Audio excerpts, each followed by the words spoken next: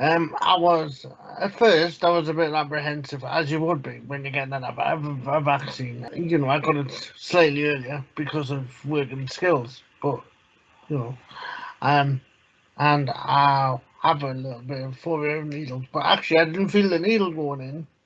Um, with a, and it went really well. It was just the waiting was a long time, long time, a lot of queues, and a lot of unknown.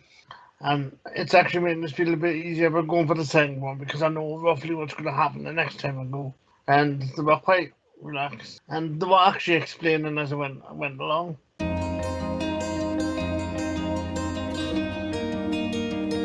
You're given information and you're asked for consent at every station. So it's like before they give you the vaccine, they'll tell you what it's for, why you're there, and they'll check what you've, they'll check your name, your date of birth, and whether you're still giving consent to the vaccine or not.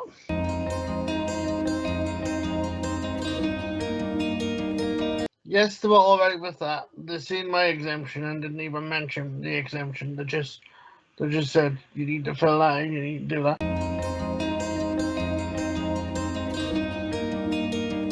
Yeah, and I had my personal assistant with me, and there was no problem with them coming in. They actually allowed them in.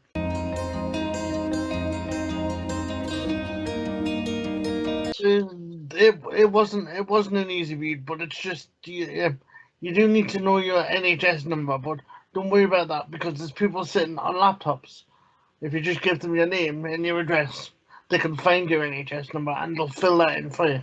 Don't worry if somebody says, "Can you fill that in?" Don't worry about it. If you've got somebody you want to take with you, take them.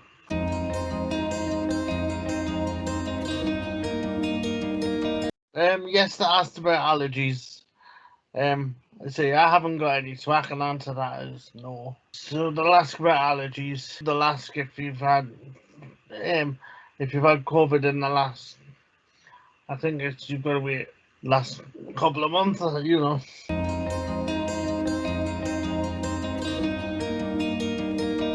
you do not feel the injection going in. And they're talking to you all the way through, so you don't even know what's gone in because they're talking to you, distracting you quite nicely. So even if you're finding needles, you'll not notice.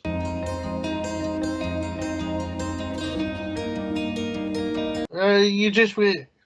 They'll tell you to wait 10 minutes just to make sure there's no major side effects. You might have a rather sore shoulder the next day, but that will go away.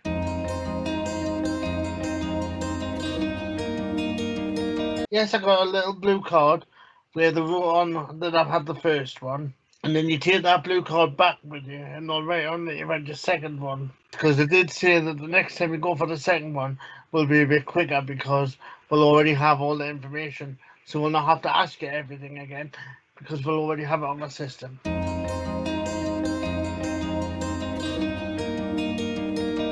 It was because I had markings on the floor that looked like footprints. And if you stand on them footprints, that is the right distance apart from the person in front of you. Yeah, the footprints are better than the arrows. Because the footprints mean stand there. Well, they left me in the cubicle for the 10 minutes. But yeah, they've got seeing. And it's all managed quite well. The instructions are good. And if you're actually a wheelchair user, then they know that when you pull out and you go to wait for your vaccine, you're going to block the corridor. They'll take you straight in to the cubicle, tell you wait there so that you're not blocking anybody.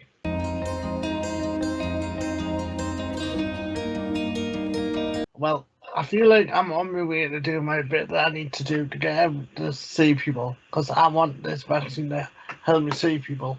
I'm feeling very not that much more anxious for the second one now. I think I'll be a bit more relaxed when I go for the second one because I've seen the process. You still need to follow social distance after it, so you don't think that because you've had the injection you can just go and see your friends and family.